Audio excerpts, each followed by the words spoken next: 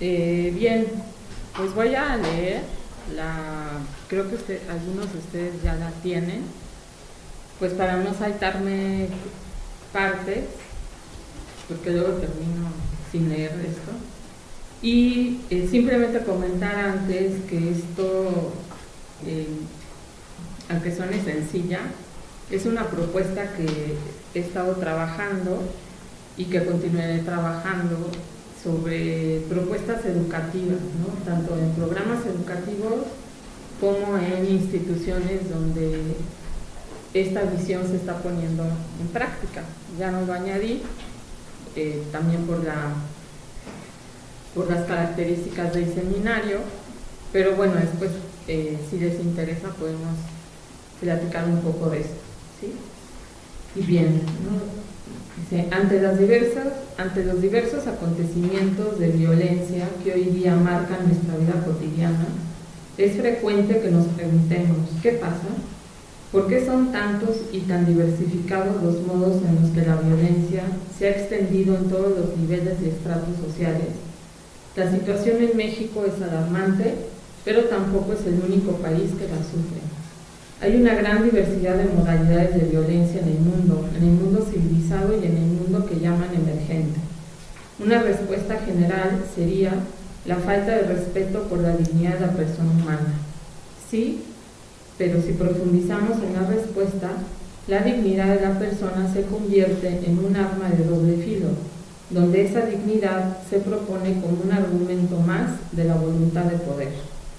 Esto lo afirmo porque paradójicamente vivimos en el momento histórico donde todos los días en los noticieros, en los grandes aerópagos de la sociedad contemporánea, se apela a los derechos humanos como una ley universal, pero contradictoriamente poco se sabe de lo humano. Esto es así porque lo mismo se usa el argumento de la dignidad para conservar la vida hasta el último recurso, como para suprimirla como el primero. Podríamos decir que la dignidad se ha convertido en un argumento como el dedo de César para los que van a morir, morituri, en el circo romano durante el siglo I después de Cristo. ¿Quién es el humano? Un superhombre, siempre saludable, fuerte, lleno de cualidades físicas e intelectuales, con un nivel de bienestar el cual debe aumentar constantemente, capaz de dominar todas las contingencias del mundo que le rodea y de sí mismo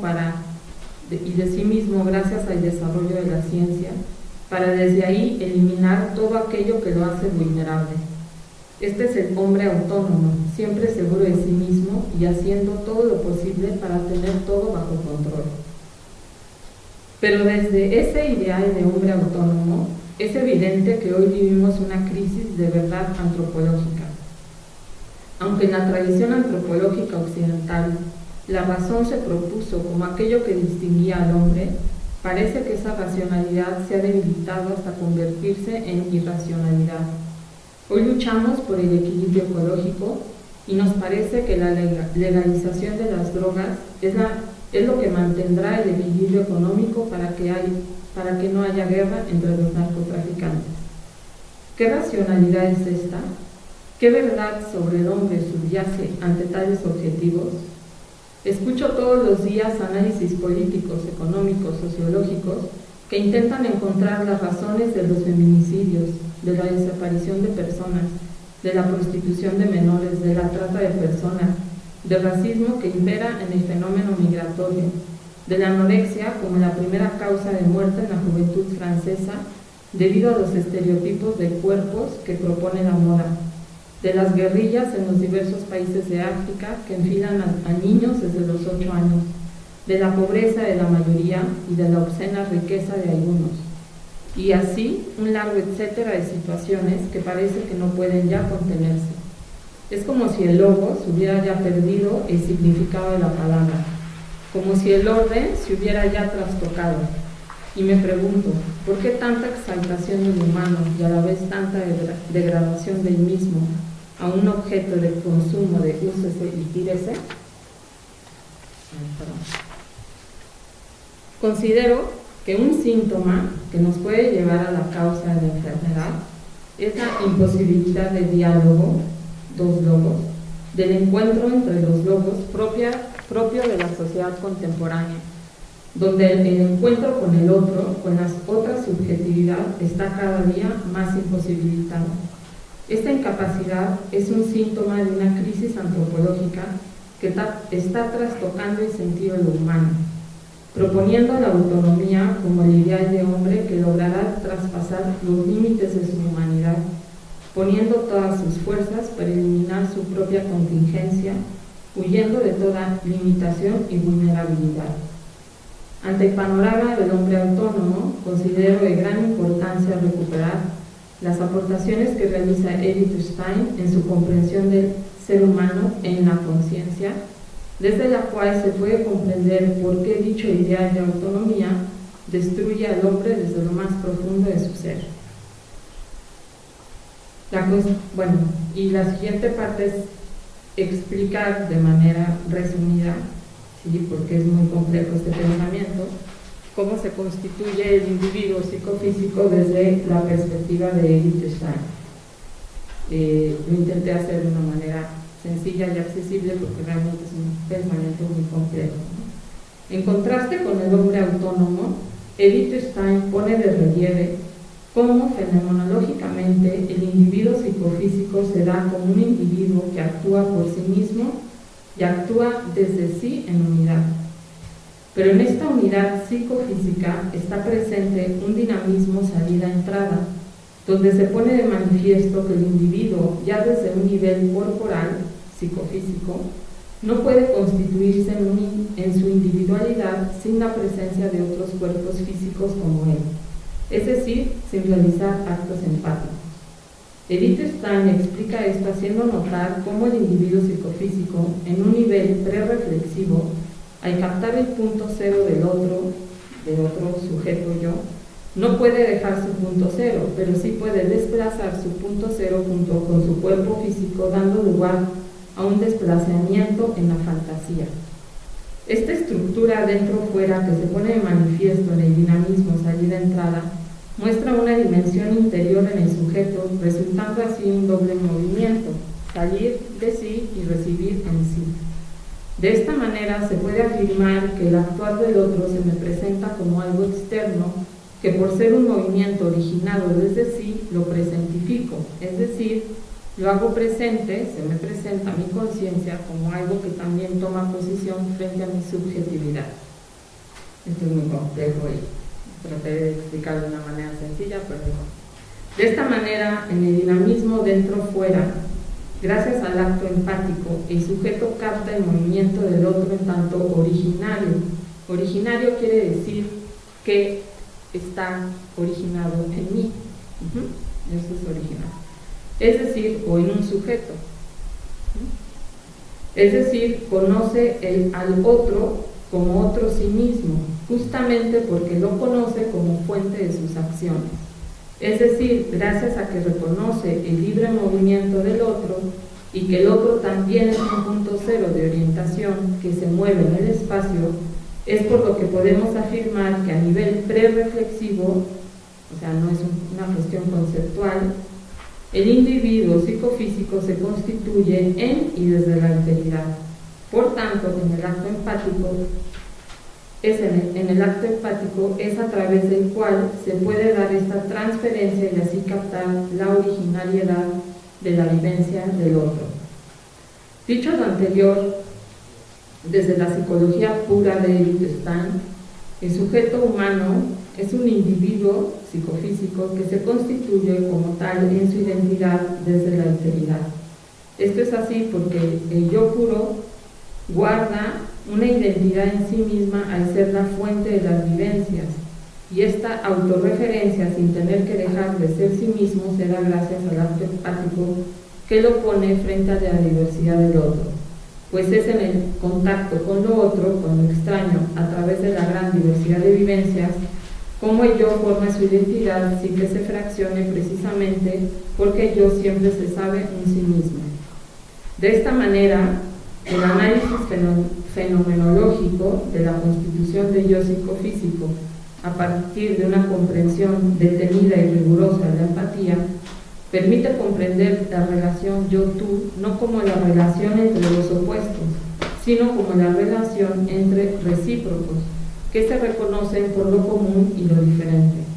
De lo que se sigue que la reciprocidad de yo-tú no implicará una pérdida de la identidad frente al otro, sino todo lo contrario, puesto que es en el reconocimiento del otro como se constituye cada individuo en su identidad. La reciprocidad de yo-tú es óntica y consecuentemente fundará o bien hará posible la formación de la identidad de la persona humana. Es decir, sin el otro como yo, que es otra conciencia, el humano no puede responder a la pregunta ¿quién soy?, por lo que la pretensión del hombre autónomo llevará irremediablemente a una destrucción del humano desde el nivel psíquico más básico. El reconocimiento del otro, punto de partida del humano.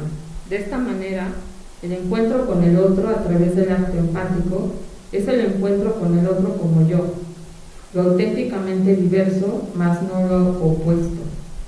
Este acto empático es un experimentar originariamente al otro, donde se sabe que el otro está en el presente viviendo en primera persona, lo cual no significa, como lo fundamenta Edith Stein, que empatizar sea un sentir lo que el otro siente y una especie de traslación de mi yo que suple al otro.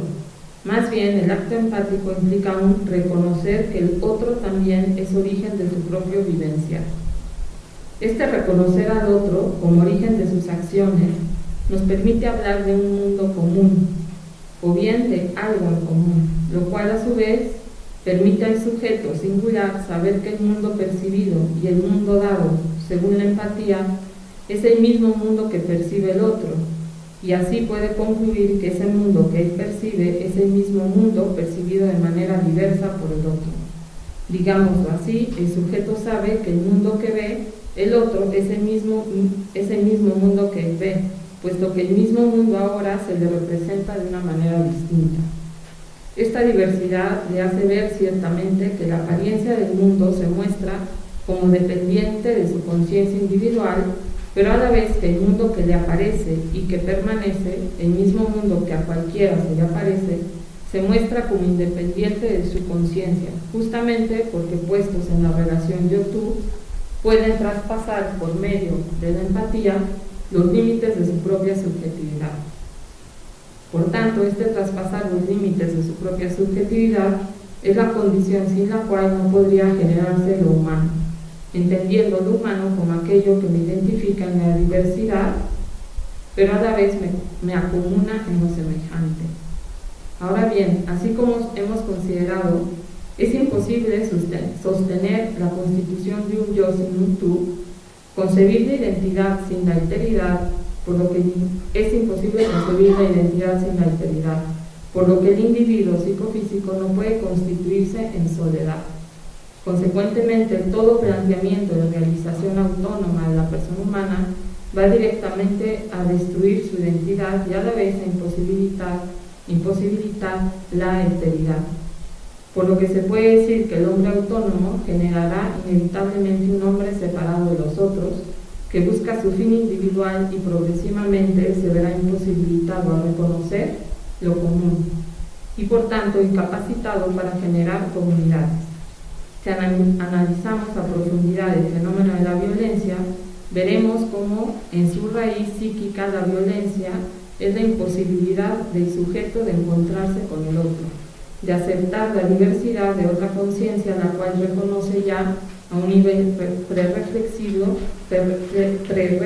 por su libre movimiento. Así, desde la comprensión de la persona humana y desde la alteridad, podemos comprender con mayor profundidad por qué el ideal del hombre autónomo que proclama la sociedad postmoderna y que deriva de la educación liberal propia del fin de la modernidad ha llevado a la humanidad a una desencarnación, ya que ese ideal va en contra de la estructura de la persona humana desde un nivel constitutivo, psicofísico, rompiendo la unidad del yo y dando como resultado un hombre sin identidad e incapaz de reconocer al otro, un hombre desencarnado. De ahí el por qué en la cultura contemporánea proliferan los padecimientos, los desequilibrios psíquicos y actitudes humanas destructivas y xenofóbicas, la exaltación del cuerpo humano y a la vez su tribalización como un objeto más de consumo. Edith Stein afirma: el individuo humano aislado es una abstracción, su existencia es una existencia en un mundo, su vida es vida en común. Y estas no son relaciones externas que se añadan a un ser que ya existe en sí mismo y por sí mismo, sino que su inclusión es un todo, en un todo mayor, pertenece a la estructura misma del hombre. Cierro la cita. Desde esta comprensión del hombre, ella distingue la comunidad de la mera sociedad, pues en esta última, cito, cada uno es absolutamente solo, una mónada que no tiene ventanas, y por tanto la comunidad sin sociedad es posible mientras no lo es la sociedad sin comunidad. Cierro la cita.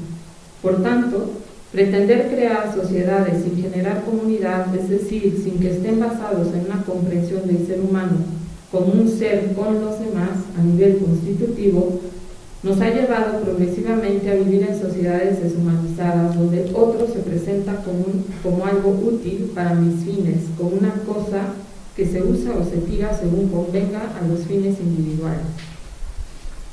La educación en la libertad, no en la esclavitud de la autonomía. No podemos dejar de lado que todo sistema político logra implantarse en una sociedad a través de sistemas educativos, sin los cuales le es imposible mantenerse en el poder. Por lo que hago la siguiente pregunta, ¿no? ¿Qué ideal del ser humano está detrás de un sistema educativo? Y esta pregunta es regular, cuya respuesta no puede ser superficial ni funcional. Yo me pregunto, y hago la pregunta a todos los que estamos presentes, ¿qué ideal de hombre está detrás de las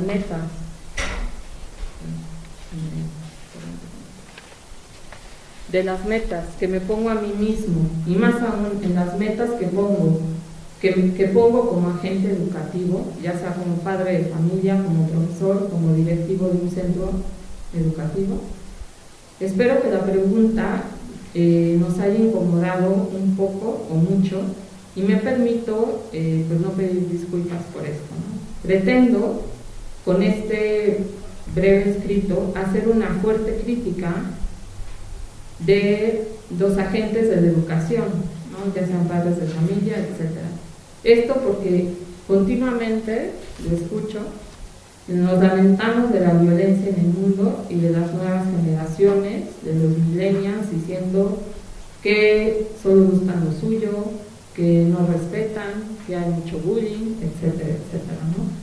Pero creo que es justo preguntarnos, ¿nos hemos tomado en serio la tarea de educar para servir? ¿No somos acaso los primeros que queremos que nuestro hijo sea el mejor o nuestro educando? No generamos competencia de superioridad entre nuestros estudiantes, no segregamos aire vil. No evidenciamos en nuestras obras, incluso en nuestras palabras, que el servicio es algo inferior. Me parece que necesitamos despertar del letargo en el que nos tiene sumidos el consumismo, los sueños de éxito, incluso del American Dream. Necesitamos despertar del sueño de autonomía y comenzar a ser más críticos y dejar de pensar que las mejores universidades, los mejores sistemas educativos son aquellos que logran el éxito. Para ello tenemos que aceptar que en su gran mayoría la educación hoy en nuestros días está centrada en la exterioridad, en lo que se va a lograr como una meta, el éxito, más no en la interioridad humana. Una de las mayores contradicciones educativas radica en un error antropológico de fondo, pues por lo general no se ha dado el paso antropológico, pues se siguen centrando la educación en la virtud, entendida esta como adquisición de cualidades para ser mejor que el otro, en una comprensión de la perfección humana donde prácticamente no tiene cabida el otro, más que como un escalón o un medio más para conseguir los fines individuales. Llegando a este punto, y no por falta de rigor intelectual, me permito pasar a un plano teológico porque me parece que el tema lo requiere. No podemos olvidar que San Agustín, retomando la teoría de la virtud griega, socrática, platónica, aristotélica en general, apunta que toda virtud está ordenada al amor. Pues la gran revelación del cristianismo, la cual los griegos ni sospecharon, es que Dios es amor. El paso adelante que necesitamos dar, desde mi punto de vista, es fundamentar la educación en una antropología ética, donde, porque la ética siempre está ligada a la antropología, donde el ideal de la vida humana sea en el don sincero de sí, como lo afirma la Constitución Pastoral de Gaudium et Spes, justamente cuando habla de la índole comunitaria de la vocación humana según el plan de Dios. Cito: esta doctrina posee hoy extraordinaria importancia a causa de dos hechos: la creciente interdependencia mutua de los hombres y la unificación, asimismo creciente del mundo. Más aún, el Señor, cuando ruega al Padre que todos sean uno como nosotros también somos uno, abriendo perspectivas cerradas a la razón, sugiere una cierta semejanza entre la unión de las personas divinas y la unión de los hijos de Dios en la verdad y en la caridad. Esta semejanza demuestra que el hombre, única criatura terrestre a la que Dios ha amado por sí mismo, no puede encontrar su propia plenitud si no es en la entrega sincera de sí mismo a los demás. Cierro la cita. Los cristianos, desde un punto de vista teológico, estamos enraizados en la vida intratrinitaria. Nuestra vida en Dios es posible gracias a la encarnación del Verbo. En estas verdades, a mi parecer, desde donde debemos reformular modelos educativos centrados en el hombre interior, en la interioridad de la persona, en la cual la persona se forma en su identidad desde la alteridad, es decir, desde las tres relaciones constitutivas de su ser: su relación con Dios, su relación con los demás y su relación con el mundo. Pero lo más importante de estos modelos es que estas verdades no son verdades solo conceptuales, sino vivenciales. Formar para servir no se puede realizar solo en la teoría. Es necesario formar personas capaces de encontrarse con el otro real, en su vulnerabilidad y contingencia, es decir, formar al hombre interior desde su ser relacional y por tanto como un ser esencialmente comunitario. Esta ponencia pretende que recapacitemos y comencemos a pensar la educación con mayor profundidad desde la esencia del cristianismo, no un cristianismo de formas externas, sino un cristianismo profundo, enraizado en el servicio. Educar en cristiano es educar para servir, no para ser el mejor y ganar mucho dinero para tener muchas cosas, ya sea el mejor coche, etcétera, etcétera, el mejor cuerpo, ¿sí? Necesitamos generar una educación en la auténtica libertad, que no es, y aquí pongo 3 ejemplos: tolerar a los demás, resignados a que irremediablemente el infierno son los demás; aparentar ser bueno porque tenemos que ser impecables, como si la libertad fuera la impecabilidad, o sea, los puros y perfectos; o una libertad reducida a la legalidad, como si la vida buena fuera simplemente hacer lo correcto para no afectar a los demás. Servir, ese verbo tan menospreciado y tan humillante, pero que es la esencia del cristianismo, es el que tenemos que reconsiderar para educar. Ciertamente estamos preocupados por la violencia que parece no tener fin en nuestro mundo. Inclusive el miedo comienza a extenderse. Pero la solución, desde mi punto de vista, no es más autonomía, no es más autorrealización, no es más ciencia útil para generar más progreso, no es más inteligencia para ponerse sobre el otro, no es más progreso económico para generar mayor bienestar.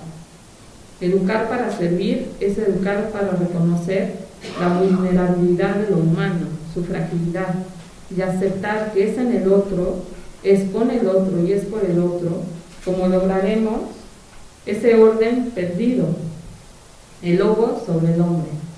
La mayor verdad sobre el hombre revelado en el cristianismo y la cual generó la mayor revolución antropológica desde mi punto de vista, de la cual no hemos logrado captar toda su luminosidad, no es la de un ser ahí arrojado de la existencia, ni la de una pasión inútil, ni tampoco la de un superhombre. Esa verdad sobre el ser humano revelada es la de un ser con los demás, un ser ligado al otro, enraizado en la vida comunitaria de la reciprocidad. El hombre, desde este punto de vista, es un ser don y por tanto su libertad y su perfección solo puede radicar en el don sincero de sí. Desde mi punto de vista, si educamos para servir, lograremos participar hoy en día, en el momento histórico en el que vivimos, en la revolución silenciosa y más penetrante que ha tenido la humanidad, la cual ya comenzó, pero por supuesto no ha terminado de realizarse en la historia.